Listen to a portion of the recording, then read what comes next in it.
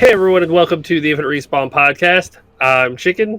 I'm Tree. Griff. I'm Baka. It's okay. What was the facial expression you had going on there, sir? I heard sound. I was trying to let it pass, Okay. like a what freight is train happening right coming now? through. Sometimes. When I saw you make the face, and I knew exactly what it was, even though I couldn't hear it through the wall. Oh man. So there's no point in asking what everybody's been playing because it's Baldur's Gate. Well, I've that's been not playing true. Lies of Chicken P. started Lies of P. You can talk Yeah. about that, and then we'll all fangirl over Baldur's Gate. Go ahead. Well, if you didn't know, I've been streaming again. You should have been able to come check it out. It's a good game. It's a solid game for sure. For a Dark Souls-esque game, it's not too bad.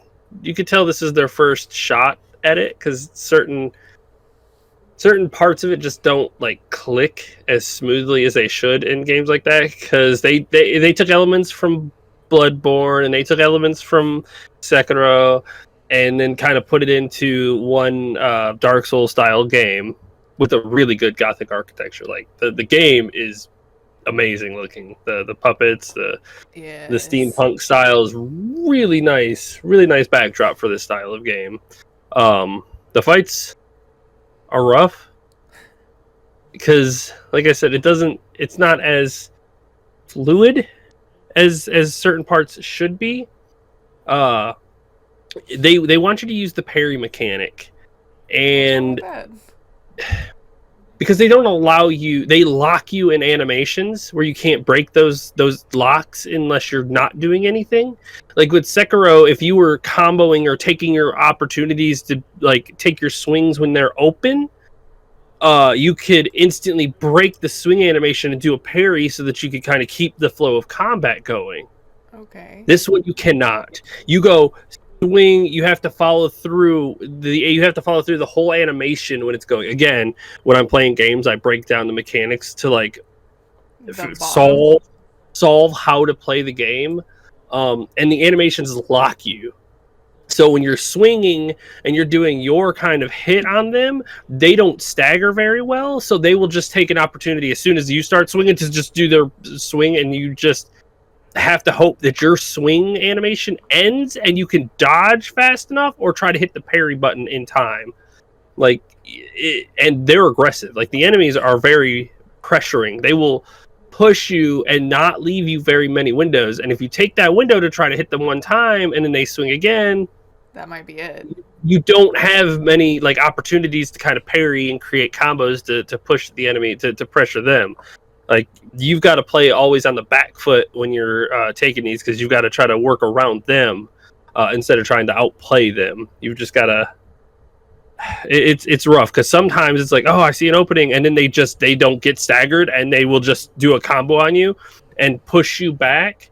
And that plays into the Bloodborne side of things. Is like when you block, you take a health damage, which leaves a lightly colored bar where you could hit the enemy and get your health back, so that, like they did in Bloodborne. So, you take a little damage from a guard, and then you could hit the enemy to get your health back. But they pressure you so much, you don't ever have opportunities to hit them freely to get your health back. So, okay, it's like block. Okay, I took a chunk of damage. I need to try to get my health back. They're not giving me any windows. They're just straight slamming you. Yeah, they're just straight rotations, and it's like, ooh. So you've got to. So instead of like playing this as like a front to front fight, you've got to kind of play it as a mobile fight, where you've got to try to move around them, because their animations get stuck in this certain animations.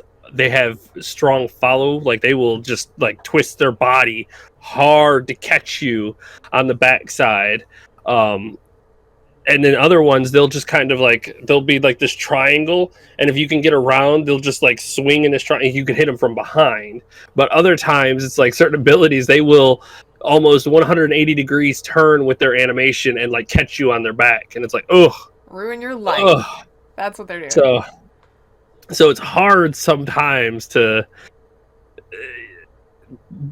It's not so much you have to learn each boss instead of learning the mechanics of your character. You got to learn which where you can exploit each of the bosses rather than just learning what your mechanics are and using them to beat it. You've got to learn what the boss does and then kind of finagle it as best as you can. Similar to old style games where the bosses had a particular style and you had to figure out how to get past that style. Yeah, So the difference is because mechanics have gotten heftier over the time for your character, you're having to manipulate both, essentially. Yes, yeah, because in Sekiro, you get good at your character and you can handle whatever enemy. You just learn what the enemy has, and then you've got the ability to counter that.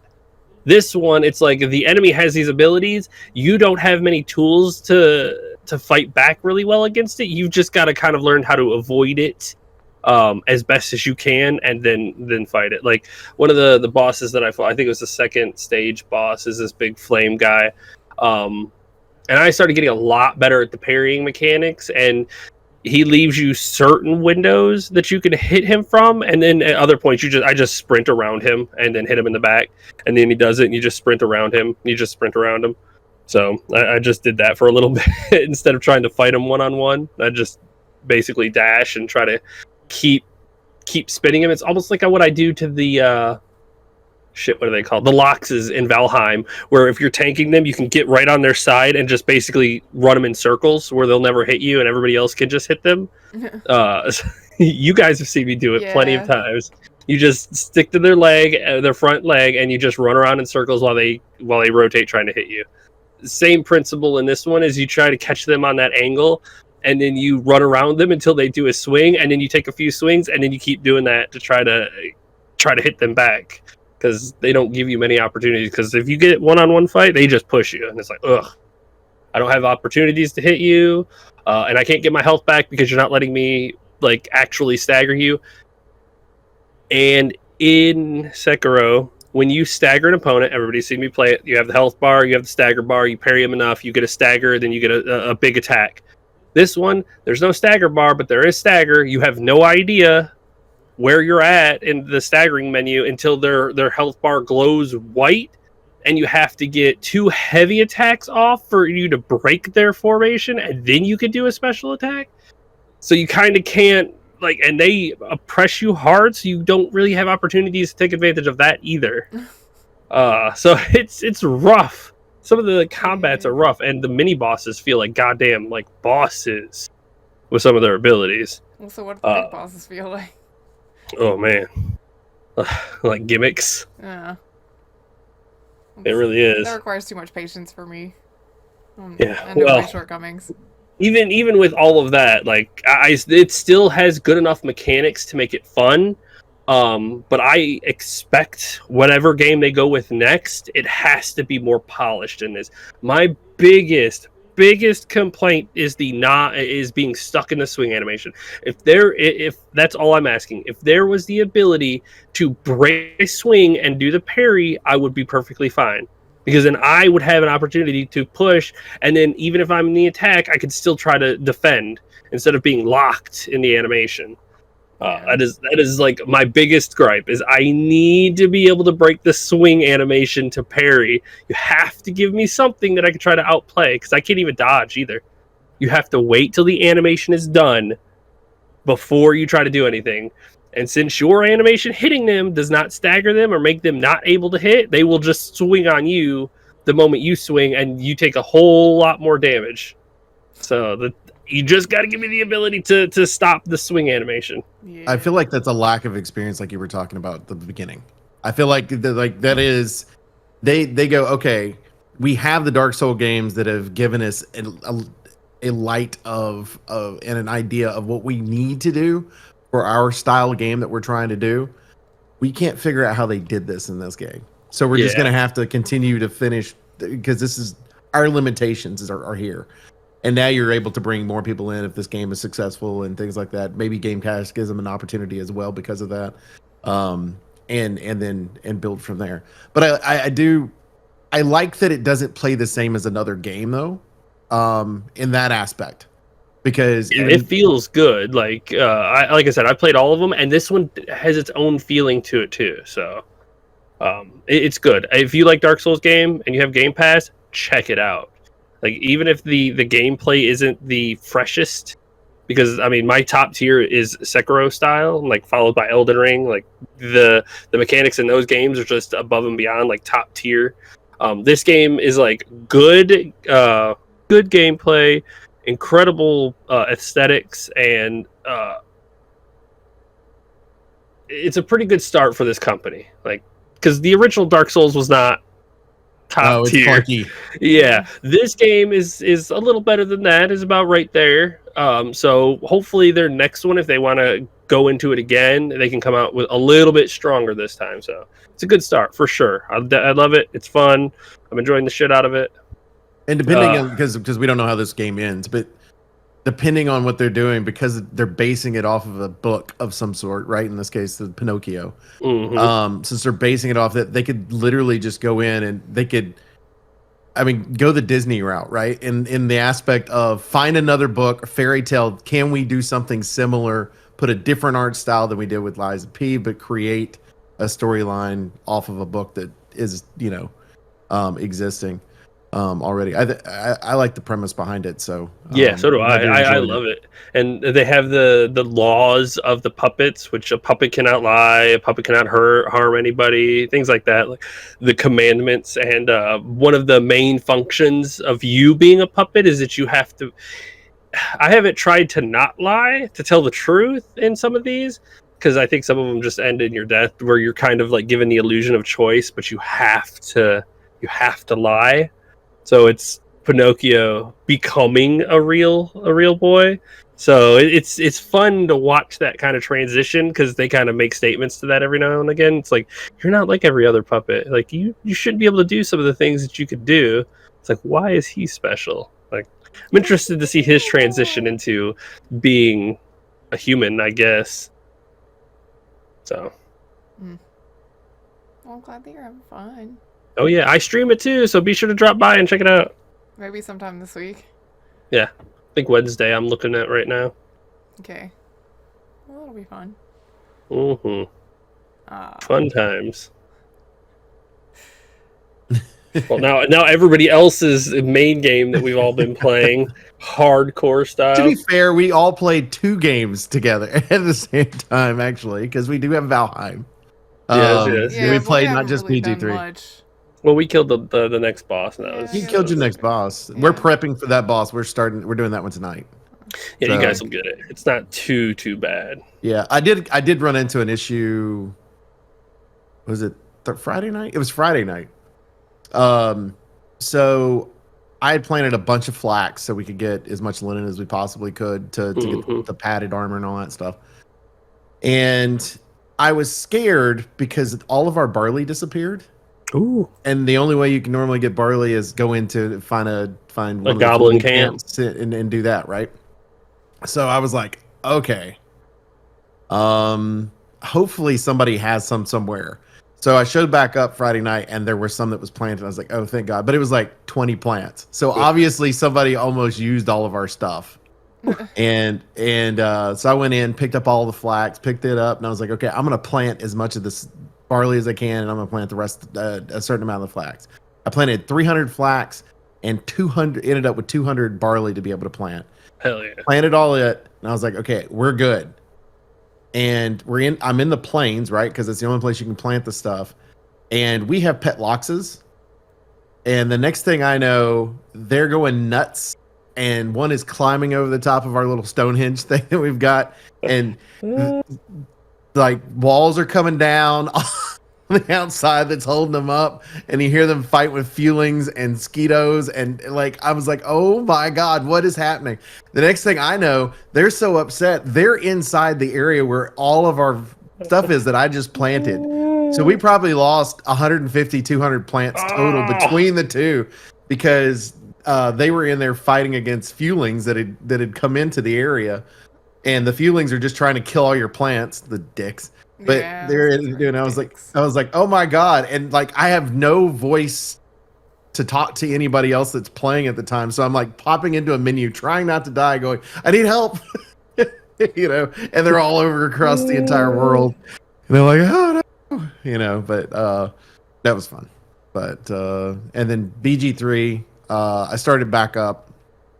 I chose you have the route choices. I chose the route choice that they're like, this is going to be a very hard route to choose if you choose this route. I chose that one. Which route? Not the one y'all went to.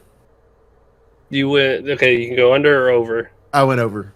Okay. Oh yeah, I tried out the over, and I was like, nah, I'm ready to go. That's my next playthrough. Well, but here's the thing: is I might end up having to do both. I know. Yeah, I said I was I don't ready wanna to do go. both. Yeah, I'm just- And then I might end up having to go under now because you have to have a certain item that you get in the first act, and in order to help you get through this part of it, and Hey, you can kill everything and get through it. That's how this game works. Murder hobo, get through anything. well, that's So I'll give you an example. Just before we started, I show up with my 4 characters, turn a corner. When I turn a corner, there are 15 things to fight at one go.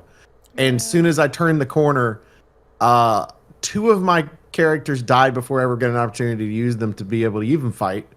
And the other 2 were mortally wounded pretty much. So completely useless. And I went, that's a hell of a reckoning. And even though I'm the one that surprised them, that's what ended up happening because evidently they had something against that. But yeah. So I was like, okay, I might have to change how I'm playing right now. XP. Anytime that I see my bar is so full that it puts plus whatever on the enemy lineup at the top or the combat lineup, I'm like, reload. Can I not? Time to grind some XP on these enemies. Depending on how you do the goblin camp, that can easily happen.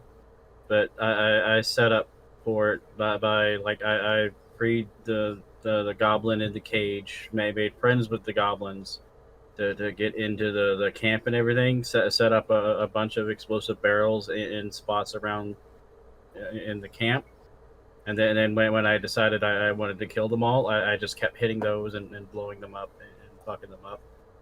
Unfortunately, there was no option for that. That would have been great if I'd been able to do this one. I only did Barrelmancy. So far through the game, I've only done Barrelmancy one time. Yeah, I did it was once. on one where I wasn't entirely sure what I wanted to do on that one. And it didn't even kill the guy that I wanted to kill. He climbed up a ladder, and I used my little vine whip thing to pull him off the ladder as soon as he got up to the top, and he fell down to the bottom and died. And I was like, oh, vine whip. I guess that'll work. I don't have a Vine Whip character, so I have not gotten the joy of that in this playthrough. It is glorious for certain moments. It is glorious. Oh, you go after that one. Get back down here, like the cosplay Scorpion. Get over here. Just whip them and they fall off. I like the vine whip, and I like the wave. The looks like 3 purple waves for the little symbol or whatever where you can push. Thunder Wave. Thunder Wave, yeah. Thunder Wave. Man, my Gale has Thunder Wave, and I'm like, boy, come on, I just need you to knock one of the 3 people in front of you over, and he's like, completely fail? Gale, you are my closest homie right now. Why can you not ever do anything? I only have you in the party because I love you so much, I guess. I don't have Gale in my party. Well, that's everybody has different party choices, and that's fine, but I fucking love him. Well, my character for the first playthrough is a sorcerer, so it's like I don't need 2 magic users. Plus, with the game actually released, I was like, oh, Gale likes to consume magic items. I don't think I want to do that. It really, like, a lot of people I've seen are like, oh my god, that's going to be such a problem. It's really not. It's really not. Well, that's for everybody to discover as they play the game. Yeah, well, yeah. In case that's what's keeping you away from Gale, don't let it. Like, don't let anything keep you away from experiencing any of the characters. Because I mean, it just kind of depends on my build. Like, I went ahead and made my Dark Urge character to get started. Because I know what I'm going to do with that. I'm going to go Oathbreaker Paladin once I hit a certain level. All I am saying is if you play Dark Urge, Warlock, and then I'll get like 4 attacks a turn. All I'm saying is if you play Dark Urge, don't save scum. Like I'm all down for. I mean, that's fine. I'm down for save scumming as hard as possible. But because Dark Urge has such a wild playthrough that's just completely controlled by his specific story, letting that thing play out due to the dice roll is just wild because you never know what the fuck is going to end up. I want to play a sorcerer dark urge with wild magic. So not only do you have the dark urge, you have wild magic that does random shit. It's really just rolling a d20 on every single encounter you have. You're going to have random cats and explosions and barrels and all sorts of shit just randomly pop up. It's like, hey, how are you doing? Fireball! Oh shit, I didn't mean for that to happen. My bad? Well, I guess I'll just kill him now.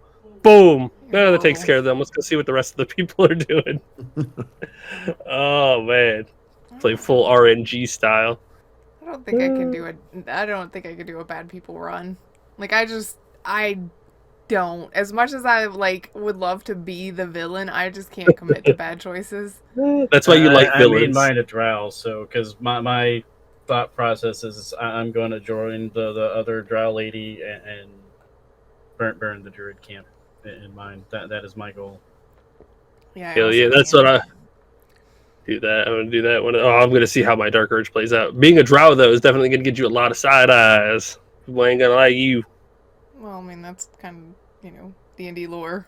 So. Mm-hmm. Especially one that follows Loth, because there's the ones that follow Loth, which is the more common ones everyone associates with drow, and then there's actually good drow that follow another deity that are not as bad, which is where the druids, I believe, and stuff come in. But I mean, because they're still drow, everyone's just like, oh, you must be bad. Yeah, you must be bad. Me. Well, Yeah, maybe my drow character follows the good deity. Quotation marks. I don't have a secondary. Like Chicken and I made the group characters that we were gonna play when we first started playing, and then I made my main solo character.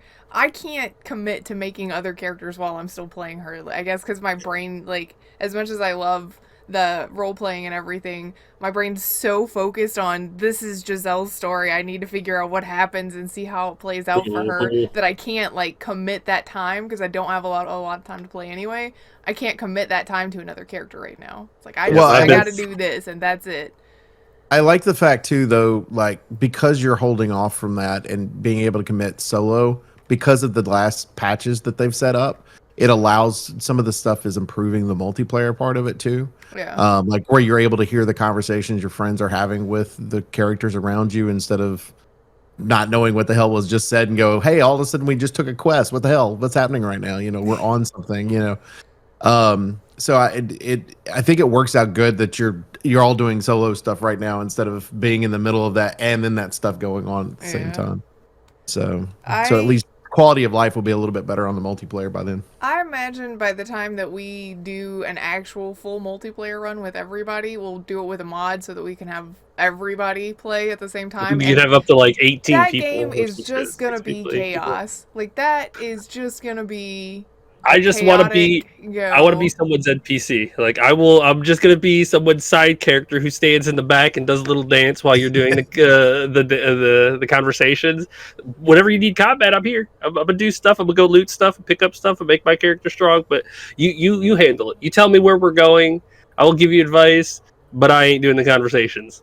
You guys can handle that. Talk amongst yourself. I'm just happy to be out of Avernus. I'm looking forward to that, but I'm glad that it will be way later so that I can get the actual story before I have the chaos of Kat and Kyle and Baka just being like, hey, let's do all of this. I'm gonna do this. I took this. I stole this. Now what? Oh, they're all angry? Yeah, but you don't have to handle that. That is on their character. That's the perks about it. Things like that is that they'll come after you and you're just like, hey, that ain't me. Let you go to jail. You go to jail. I will come rescue you. Ed was the one that stole stuff. I just blew shit up. I'm sorry. I don't really see how that's better. Especially since was it a grave that said "Don't dig here" that you blew up? Yeah. That was the one I killed. Me and chicken and a cow and some sheep. Yeah. Because it was like, are you sure you want to keep digging? Yeah, I want to keep digging. I Like want to it know what's asked in you here. 3 times, "Are you sure? Are you really sure? And We're I warning was you." sure that I wanted to keep going, and that's what happened. That's why reloads exist. Yeah, safe's coming right there for that one. Oh, Yeah, but yeah. I haven't done the save scum thing except for one instance I because I definitely have. for some reason it put Shadowheart as the one for the talking. Yeah, that's one of the problems. Sometimes your NPCs get too close before you do, and so it'll click onto them as the conversation initiators, and you're like, wait a minute. I've reloaded for the same reason, where it's like, well, this is not a conversation for Gale. What is this? Yeah, I've had to redo fights and actually move my character up to like the point of where the other character conversation is, so that I would make sure that I'm there for it. No, my character has like a 19 charisma. No, it's 20 now. But yeah, I've already maxed out my charisma, so like my main character does all the talking and stuff. So, like, I mean, if I fail something, I fail it, big deal. But I don't do the like. I'm just kind of going through with the flow for that character, and I'll probably do the same thing with the Dark Urge. Nah, I'm like, oh, I missed an insight check, and there's more to this than they're telling me. You ain't getting away with that. Reload. Yeah, my first playthrough, I'm getting it the way I want it to. Like I'm playing out headcanon style of how this is playing out. My second playthrough and the rest of them, I'm gonna be a lot more lax in my style. Who here has used any of the special tadpoles? Oh, I have not.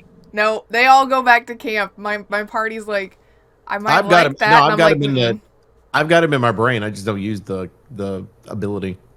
Yeah, I've not consumed a single one. I'm like, no. I let us use like 3 of them. Yeah, he was like, hey, if you don't want that, and I'm like, buddy, that's going back to camp, okay? Not that I don't trust you at this point, because I don't, because that was kind of early when we got the first one. But I also don't think that you want that in the long run. So, all of mine are sitting in the camp travel chest. More parasites equals stronger mind flayer, right?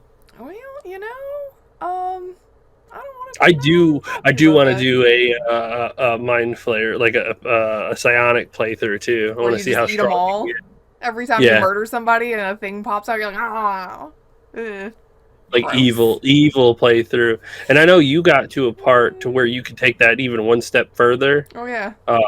Yeah, that's definitely that'll be the Dark Urge playthrough where it's just like I'm gonna pop them like candy. Yeah, I can't. Yeah. I don't like for me some of it too is it's like you want me to eat the thing that popped out of somebody else's head and is like covered in their brain viscera and it's alive and I'm just supposed to put it in my mouth? No. I do not want to do that. Thank you. Have a nice day. I mean, at one point my guy was like, hey, you could eat that brain. And I'm like I've been offered the parasites a lot, but this was the first time I've ever been offered a brain, like a straight up brain. I was like, no. I mean, you can eat a lot of things, but you don't. Like, that's the thing. Just because you can doesn't mean you should. Yeah, it was a little odd. I was like, no. I finally made it to Act 3, and like the twists that happen right there was like, oh, well, that answers some of those questions, and that answers some of those questions, and thanks, I think I hate things right now. Yeah, it answers a lot of questions. But yeah, I'd probably say 40% of the way through Act 3, maybe 35, something like that. Act 3 is great. I'm enjoying it. Granted, you have to restart a lot. Restart your game a lot because it never unloads. Yeah, you got to do a busy section, and you're just like, it runs fine. But then when you go to another busy section, it's like, hey, I got both of these section runs. It's like, ugh. And you go to another one, and you're like, oh my god, please just unload the first area. It's basically restarting to clear your cache so that you can keep going. I have to restart my entire game every few hours because it does start to slow down after a while, but it's because it loads everything and then keeps all of that stuff in the background all the time. It So never deloads. you can go across the entire map Well, over the hopefully course of an hour, the and new motherboard and processor helps a little bit with that. it's still Yeah. gonna be. It's Oh, yeah, it's just once because you- they didn't. It's not that it's not optimized. It's just that it's not. It I doesn't mean, deload. Yeah, it doesn't It keeps turn anything everything off in the active. background. Like I don't need it to still be running the druids wandering around in the druid camp when I'm I don't like. need the trees to be still high quality. I don't need the water to be running. I don't need the water. I don't need the effects on the rocks from the water running over it. Like when I'm not anywhere near it. Like I don't You need you can to turn load the that shit Georgia off. map when I'm in Texas, okay? I don't need that. I'm Well, far if you enough started away in that it Georgia, doesn't went to matter. Texas, it loaded everything between. It's Yeah, like, no, it's you like can I don't just need do all of the- that. Turn all that stuff off. Yeah, so I mean, that's why I just reset or restart the game every so often, just to make sure that it runs well enough. Yeah. Well, I'm having a good time. I will say I sent the quote to some of you guys, but I'm glad that Asteria and I are on the same page. He's like, there's a clown, and he's like, oh goody, puns, because clowns aren't horrible enough already. And it's like, yes, thank you. I'm glad that I'm not the only one standing here watching this thing and going, oh, this is amazing. I'm so entertained. It's like, just stop talking. You're bad. Get off the stage. I got Griff with a dirty pun too. You did, We're not going to go over know it until She like did- the next day. because I've already moved on that part, so I said a awful. pun to her when she was talking about that, and because you don't know about that until later on, when she got to that point, she just like, Thanks, I hate it. oh, that's what you meant when you said it like that. Oh my Oh, god. that's awful. Yeah, because I laughed to myself when I said it too. I was like, "Oh, she has no idea the pun in this, and she'll It find wasn't out later." the bear one, was it? Mm-mm, No. mm-mm. I It's in have Act 3. very It's a little specific. interaction with Halson, so don't worry. There's nothing in my stories that will be about the bear. It's later on. It's in Act 3, and it has. I'm not. It's no spoilers. There's a clown in Act 3. It has to do with him. So, you'll see later I'm on. still mad at you about that one. Oh, it was so good. Like I said, I kept a straight face when I said it, so she didn't suspect anything at all. And she just comes out the room later, and she's like, "Did you really mean it? Like how you said it?" And I was like, I laughed to myself when I said thanks, it. I She's like, hate "Oh it. my god!" Thanks, I hate it. Oh man. Well, It was so good, you guys want so good. to talk about some news whilst I sit over here and stew over this stupid pun? The little bit of news. Sure. Yeah.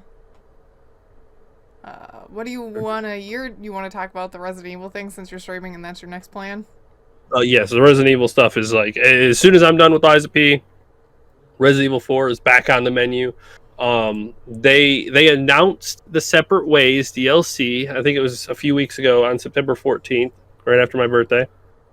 Then they released it 2 weeks later. So they're like, hey, here's the DLC. Here it is 2 weeks later. And everyone's like, and it's only $10, by the way. And apparently it's like almost as big as Resident Evil 3 remake. So, wow. First of all, you're going to give us DLC for $10 it's almost as big as one of your previous mainline titles. Okay. Apparently, Capcom's been doing good here lately.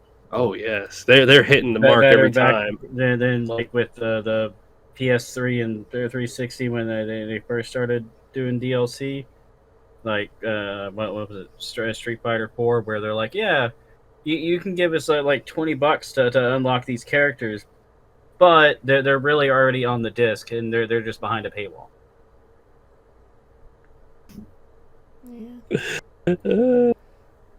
So nice that they learned their lesson from. Yeah, no shit. I wish other companies would learn their lesson. No, that's not But I played the Resident Evil 4, of course. And there were some sections in the game that were cut out because apparently that didn't make sense in the new streamlined story style to have those areas in. But all of those little sections that they cut out, they put in her side. So all of the stuff that you were missing from the main storyline, they put it in the off storyline. Because in the original, it was just kind of like this little side mission with reused areas. In this one, it's the unused areas that we lost from the original game, from the original storyline, which is cool. I am super excited to play it. They also added Ada and Wesker to the Mercenaries mode. And, of course, Wesker is so ungodly broken in it's the Wesker. Mercenaries mode. He just, like, I was reading people, they're like, oh, yeah, I was struggling so hard. I got 1,000,000 points, and it was like difficult. You got to play so well, and then I play Wesker, and it's like I walk away with like double that amount of points, and just proceed to smash everything without even trying, because he's just like that. But I mean, that's Wesker. Wesker is easy mode. Yeah, it's I mean, Wesker. That's kind of how he lives, you know. Yeah, it's how it is, and they kind of like sprinkle some like references and certain things that lead you to believe that Resident Evil 5 is next on the menu. They want to redo the timeline. Fix it. This is the alternate timeline. Chris Rock punching. Yeah. Hey, he that needs to stay in. Chris alone. He's strong. First of all, if they're gonna leave the Rock punching it, they need to make it a pun. Like when he goes to like punch a rock, and Sheva's like, "What are you doing, Chris? You can't just punch a rock." And everyone's like, "Oh," and then he pushes it instead. That would be really funny. I would. Like that's the kind of shit that just makes the remakes hilarious when they kind of dip on themselves and everybody else can laugh about it. They should remake 1 and do it like properly. That's also another idea, since they're giving Wesker a whole new model, and they already have Jill's model too. And if they do 5, they're going to have Chris's model too. So they can take all of this. But the problem with remaking the original Resident Evil is they've got to completely rebuild the game from the ground up, because it's going from tank camera to full over the shoulder style in the mansion. And part of the reason why it works tank camera style is that the house feels bigger. And if you do over the shoulder, it's going to feel a lot smaller. So you've got to kind of figure out that balance to make it feel right. But I definitely would love it. They're going to have to redo some of the jump scares too, because of how the fixed camera angles in the first one, where you pop around a corner and boom, there's a zombie. Mm-hmm. That's why I said they've got to like redesign the game from the ground up. That one, if they want to remake it, which if they want to do it, man. They have been hitting it short of Resident Evil 3 remake, and they learned their lesson. I guarantee they learned their lesson. Well, I mean, force proof they learned their lesson on that one, though. Yeah, exactly. And it feels like this DLC is like a little bit of an apology too, where it's like, oh, it's just $10 for all of this content. We're sorry for Resident Evil 3. This should make up for it. It's like, okay, I'll take it. I mean, I wouldn't even complain about another Resident Evil 3 remake if they want to try it again, or just rebuild the first. Company helping in it. Yeah. So. Again, it's $10. If you are a Resident Evil fan, buy it. Holy shit, I cannot wait to play it. I'm so stoked for it. And I'm pretty sure on the PS5, you can play the RE4 remake on the PSVR 2, which is, again, I bet it's so good. I'd love to play it in VR, but I don't have a VR, unfortunately. But yes, I'm excited. That's going to be, as soon as I'm done with Lies P, that's on the board. I would like to get VR so that we could try it. I just want to see. Come on, it'd be so fun. Assuming that it didn't give you a headache and make you want to vomit 5 minutes into it. That's not because of the game. That's just because VR is still kind of wonky. Well, I mean, that's next on your docket. And then you've also got, like, Christmas plans, too. Oh, first of all, I'm pretty sure almost everybody who's played Sea of Thieves has called this shit. Like, I mean, I have been calling for it for years at this point, and it's finally coming. It's finally coming. They are finally offering Safer Seas mode in Sea of Thieves. My god, I can probably play the game for a minute. Which means you lose a lot of, like, you can't become Pirate Legend. You can get up to only level 40 in your reps and things like that, but even so, like, regardless with that stuff, losing the ability to do some of that stuff, you have a private sea for you and your friends. Yeah. Like, that's it. It's just you and your crew sailing among the seas with ghost ships and volcanoes and skeletons, and you can kind of play at your leisurely delight as you want. And that's going to be a So lot of fun. basically, you use it to do like the story quests and without worrying about people being dicks. That's You can do a basically the story idea behind quest, it. or What they you want to just do, they want do to it to create an play. opportunity. They want to create an opportunity for people to be able to play the game and learn the game. But if they really love the game, then they have to be able to progress further. You've got to be able to get into the harder seas, I think, or something like that. They're calling it. It's the high seas. High It's seas. safer But- seas and the high seas. Yeah, and so to be able to do it, or if you're just one of those people who are like, you know what, I just want to fish today. I'm just gonna fish. That's what I'm gonna do. You can go out and fish. So I like the premise behind this. The reason I think the game is to the point they can do it now. Part of the reason they didn't do this in the past is because you had so much of the community that said that if they created a single player mode or a mode like this, they would leave. Because a lot of those people wanted the PvP. And I think what they're doing really well is the other two things that they've announced. They've announced guilds, which is a cool concept of if you're a pirate captain, you can create a guild and you can have up to 24 people that are part of that guild. You introduce your ship into that guild and you can have other people that do it too, but you don't have to be a pirate captain to be part of the guild. It just has to be a pirate captain that starts it.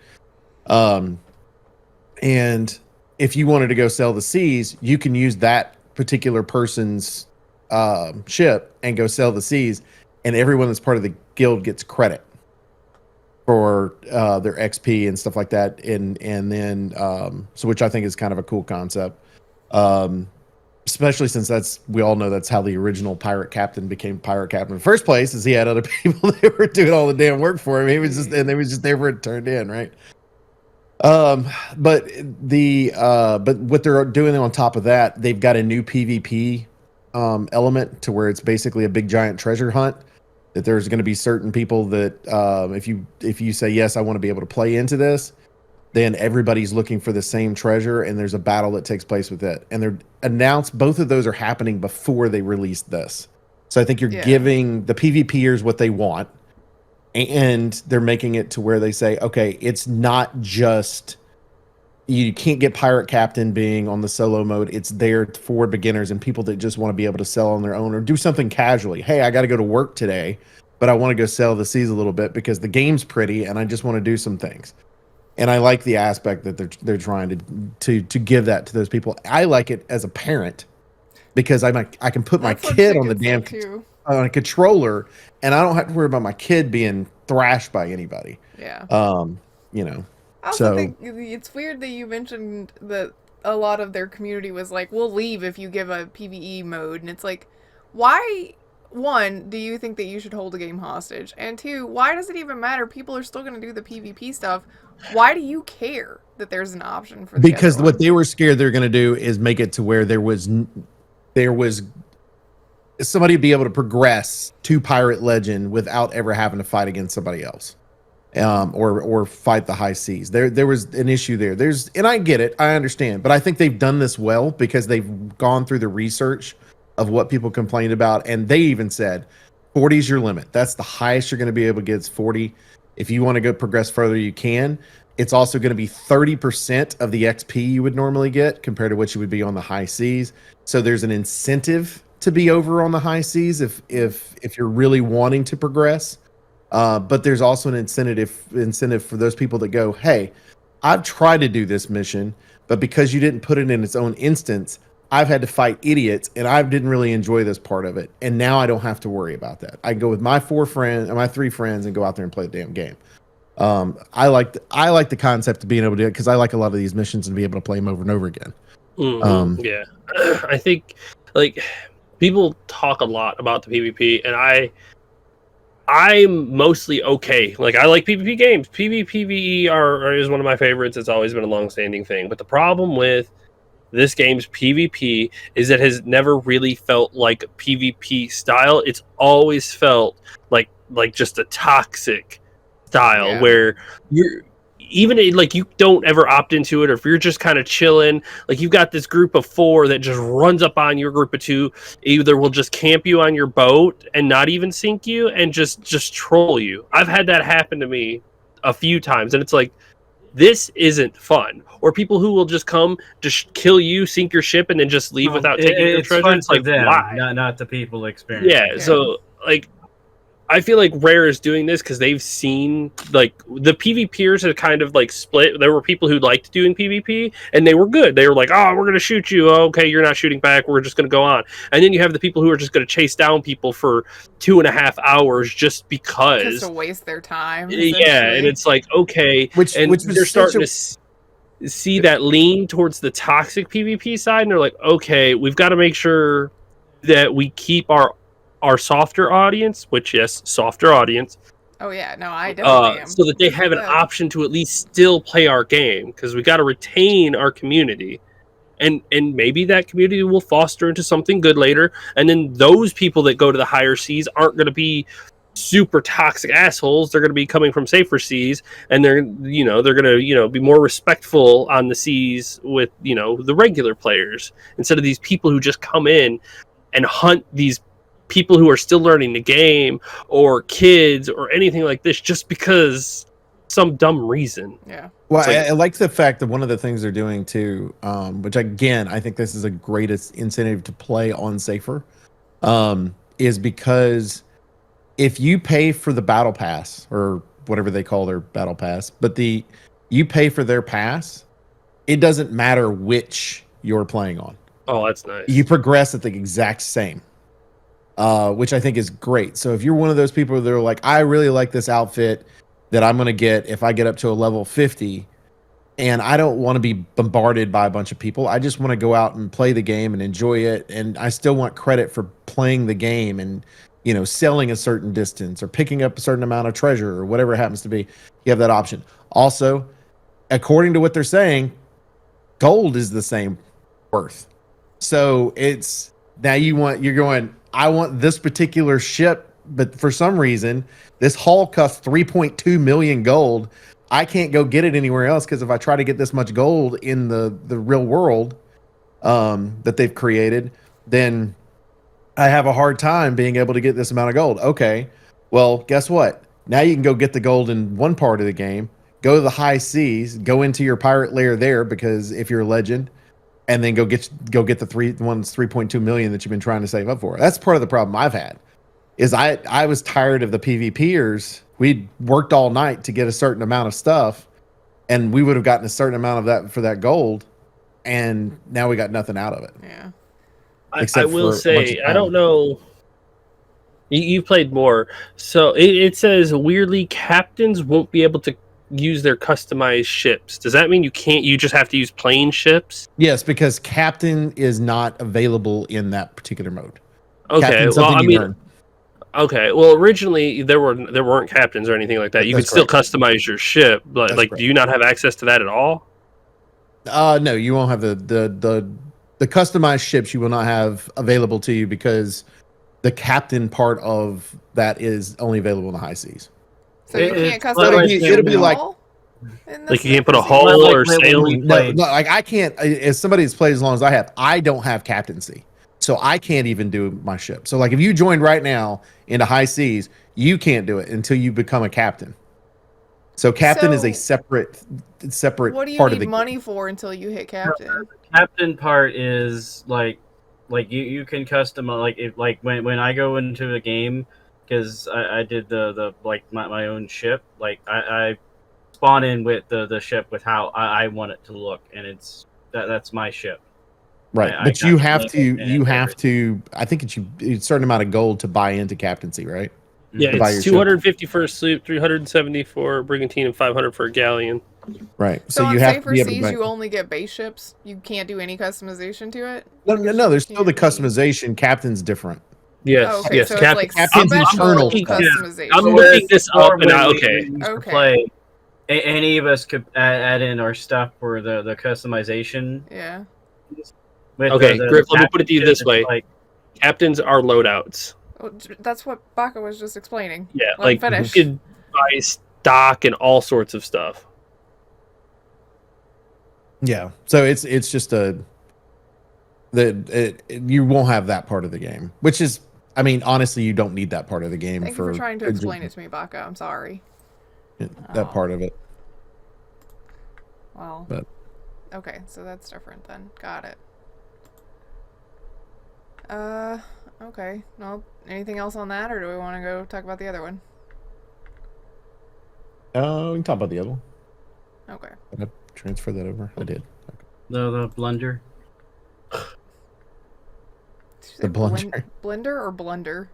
Blunder. Oh, yeah, well. Yeah, so Unity decided to be stupid and say a thing and then went, oh shit, it really backfired. Who could have seen this coming? We're sorry? That's basically the gist of it. But the deeper meat of it is that they wanted to basically charge developers per install of a game. So if you have a laptop and a PC and you installed it on both, the developers would get charged double install because you put it 2 places instead of them getting charged, based on how many copies they sold or something like that. That's not Yeah. a good Well, or the other thing about it is too, like, let's say that there's a game that's built in Unity, and because there's return policies on some of these systems, you go in and you play the game for 90 minutes and you have the 2-hour limit that you have available. You didn't care for the game, or you're an hour and a half into it and, some developer, you went to a conference and the developer pissed you off because he didn't give you a sticker. You go in, you take the thing off. Guess what? They just got charged for the game that's on there. Plus, you got your money back on the backside of it, so it's costing them twice as much. Yeah. So it's like it's stupid the way that they're trying to set this up. And we were talking about this before on the show. The guy that's in charge of Unity right now is the same guy that was in charge of EA that was trying to charge per reload of your game, of your gun. Weapons, Sorry. Yeah. Oh, Yep. so rough. So Yeah, that's... Talk about feeling gross. It's just, They wanted too much, is what it is. It's like, oh, okay, well, we made Unity cheap to buy the assets and to use everything. Now how do we make extra money? Let's do some really shady, underhanded shit. Oh, no, people don't like that. and I can understand, I guess, if you said, okay, we're gonna make this system completely free, and all we want to do is make $1 off of every sale or something like that. And here you go, because Unity's got to make money somehow, right? Yeah. And I get that. And so if he's looking at the financials, we're not. Why did he come up? This is a weird system to come up with to start with, because it would just be like per download. It's like, what? They were gonna put I can't remember what the program is, but they were gonna put a program built into Unity that kept track of every single install of the game, so that they would know how many installs every company did, so that they would make sure that they got the right amount of money each time. Which, first of all, okay, that's not cool. You've got this tracer program installed into the back of your game. Which from an end user standpoint, right? That's an issue. Yeah, definitely a bad kind of malware from a company like that. So one of the things in their apology was, we should have spoken to more of you and we should have incorporated your feedback. It's like, you didn't even have to. You should have taken one look at that and went, you know what, this feels really predatory. We probably shouldn't do that. It really didn't even need discussion. It should have been one person going, this looks bad, you guys. Let's not do that, and then throw it away. I'm willing to bet that there were several people at the company that looked at that and went, that's a really bad idea. And then that asshole was like, no, it'll be fine. Yeah. This is the future of gaming. Just like he said when he said with the reload thing. This is going to be the future of gaming. The same thing with the Wizards of the Coast stuff, where they were wanting to charge the developers for using the D&D stuff with their own homebrew stuff, and it's like, oh no, this will be a great idea. All the employees were like, especially like the ones leaking the info and stuff, were like, no, this is a really bad idea. Do not do this. Yeah. And yeah, it created a huge backlash. Yeah. This is probably like the biggest backlash we've seen from a developer in a while. Like this is bad. When the entire game developer community, like everybody, turns around when you say something and is like, "That is fucked up," and they're like, "Uh-oh, we really what's fucked to up." stop them from going, all right, so every download we got to do this, right? But your particular game makes a lot of money off skins because you charge $5 for your game. You get the download there. Now we're getting the money off it. Now you're charging off skins, which is working in Unity as well. So we want to make $1 off every skin you sell. Yeah, you know what I mean? well, Let's stop this. That's where's one of the things that's really like hitting on this is like, oh, they said they're sorry, they walked it back. It's like, yeah, but the thing is, they've already thrown away that trust now. Because at what point do you be like, yeah, that's probably fine, they'll never do that again, and then 6 months from now we're looking exactly what you said, which is they've now decided to change another thing about their policy that is predatory and makes them more cash but hurts everybody else involved essentially. But the Unity nobody is wants ruined. to trust them. Yeah. The Unity name is ruined after this. The same thing with Wizards of the Coast when they release 5.5 or 6th edition or whatever. If they add anything into that changes the policy from 5th edition, so that they get a lot more money, it's gonna meet even with more backlash. Well, I mean, companies are here to make. Kind of release it, going, well, there's nothing you can do. This is our policy. Then don't get our game. Right. But I mean, that's the thing is like companies are here to make money. They exist to profit, but you have to be reasonable with how you want to make that profit, or else people will just stop buying your product, and then no profit. And it just feels like that's Unity missed the mark on that because they're like, we want money. How we make money? Give us money. Oh, you don't like that? I'm like, no. Let's get this EA developer guy. They know how to make money. Well, and the bad part about this is from a gaming standpoint, a lot of your Nintendo games, a lot of the games that are on Steam that immediately release on Steam Deck, are native Unity because Unity works well with Linux, and both of those systems are Linux based.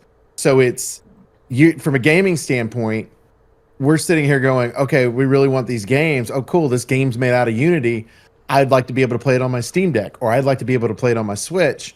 And now it's going to be those people are going, well, we're trying to learn UE5 right now because, that's the only way that we're going to be able to make this game and not have to pay these people and shell out a shit ton of money because we're an independent. Well, and they also want it to be retroactive too. So everything that's already been, purchased, they're going to be like, how many copies did you sell? How many times is that downloaded? We need that money from you now. It's like, okay, that's an even dumber idea. Yeah, especially if you're like, okay, we're in the middle of a development. This last game that we made, sold, let's say 2 million copies of this game because it did really well. We're making the sequel to that game. We're using the money, the profits from the first game to the second one. Oh, by the way, we need to cut a check for Unity. Well, I mean, what if because of how much we spent? A game you launched 10 years ago. The money you made on that game, like, and the fees that you paid to Unity in the first place, that's long gone. Like, that shit's gone. And I'm pretty sure, like, Among Us is... Yeah. Like, could you imagine? Downloaded on everybody's phone, Switches, Steam, Xboxes, all the consoles. The audacity for Unity to be like, okay, well, we know that you had, like, 3,700 copies, and they all got installed 20 years ago, but you still owe us for that now, because we're retroactively... It's like, what now? No, get out of here. So, especially companies like Nintendo that may have had several sequels over a decade or two, and they're like, here, we need 20 years worth of back rent, essentially. You're like, no, that's not what we agreed to 20 years ago, and it's definitely not what we're agreeing to right now. Unity would have lost that one if they would have tried to go after any of the big three for back pay. They would have got laughed out of a courtroom. Yep. I will say I'm going to give a shout out to the Terraria developers. Shout out to them. They made a post. They don't use Unity or anything, but they are pretty off-put by this whole greed thing from this developer. So they've gone ahead and donated $100,000 to 2 other program companies. It's Go Godot or something like that, and then another one. So they've donated $100,000 to each of them, and they're doing $1,000 a month payment for them too, to help them, advertise and get people. Like right now, if you are part of those companies, this is where you jump. Like you jump in, you advertise, you get your code and your game or your program into the hands of the developers, and you start taking some of those people, and then you can blow up right now. So I'm interested to see if Valve gets involved with this, just because of the fact that it's gonna hurt the Steam Deck. Because it like what they'll have to do is figure out how to get like Vulkan to work properly over, because like part of the issue, like if most of you know that have played BG3, one of the first things they ask you is, you want to run this in Windows DirectX or do you want to run it in Vulkan? The Vulkan one is like tanking a lot of PCs, but it runs well on something like Linux just because of the way that their stuff works. And it's like, so you're going to have to do something similar to that if the people aren't using Unity as much anymore. So it's going to be very interesting with these newer engines that are out there, if they're adapting to the world that's there. And then will you see somebody like Valve going in and going, we're going to help, or we're going to allow our engine to be able to be offered to people. That's something I don't know if Valve is going to do, because they're very protective about their Source engine, especially with Source Engine 2 just came out. I wouldn't be surprised, though, if they create, because they've got the money. Like, it is, the dude lives in, like, New Zealand now, right? And is running his California company from New Zealand. But I feel like Gabe, it would get involved. If he did, it would be, guys, we need to create something very Unity-like, that is easy to use, and send it out there and work with it that way, because they've got the money to burn. Yes, they have. He has so many hands and so many things. It's unbelievable. Yeah. This dude, like Oak said, if he wanted to do it, he could just be like, boom, all right, let's do it. So let's set apart these guys for some R&D. I mean, give it a year or two, just for Valve sales, right? Yeah, like, I mean, if I've got confidence in somebody, it's him. Like, if he's going to do something, he's going to do it right. I mean, kudos to him, first of all, for keeping Steam or keeping Valve private. Like, he owns all of Valve. It is his company, not shareholders. It is his company. He gets the full say. And the crazy thing about it is like last year the company was worth close to $8 billion, according to Forbes. But we really don't know how much that company's worth. Nope. Because it's private. There's no real way to know how much that's worth. I mean, it's similar to, when it came to LucasArts, they were private. So Disney didn't really know a price to be able to put them at. Once they looked at the books, they were wanting $7.5 million or $7.5 billion for it, but they were only worth $4 billion. Yeah. It's like, well, here's your money. So it could be to where it's a situation like that, but I feel like that company is worth a whole lot more than we give them credit for sure. So maybe they'll get involved. We'll see. Yeah, maybe. I mean, save us, Gabe. Do it. Do it. Anything else? No. Or just more BG3. Yeah, I was just Let's wrap up. I've got evil to do. You're funny. All right, we do appreciate everybody that hangs out with us every other week at Different Respawn. As always, you can just like hit the little like button, the little subscribe button, the little bell button. Hit all those three, please. Like, because you're watching, hit the little thumbs up. You won't be the first one. That's always chicken, but for some reason he's fast. He has the bell pushed. See, your job is to beat chicken to the like button. That's what that is. Good luck with that. Also make sure you go to twitch.tv/EliteChicken313, where Chicken is, of course, we've already said, is playing Lies of P currently, and we've already given you part of the scheduling of some of the stuff he's looking at next. So you need to watch him. He says he believes Wednesday is when he's going to be back on this week. So watch him then. You can also go to twitch.tv/MDBOaktree or kick.com, MDB Oaktree as well. And I'm on there not as I was doing an every other week or an every week thing, but I've had some issues. One of my children got hurt, so I'm not on as because she can't walk. She needs help sometimes. So that's part of the issue. But she's doing okay. She's doing okay. She just can't walk at the moment. But Raven to respawn. I'm Oak Tree. I'm Griff. Chicken. Baka. Bye. See you.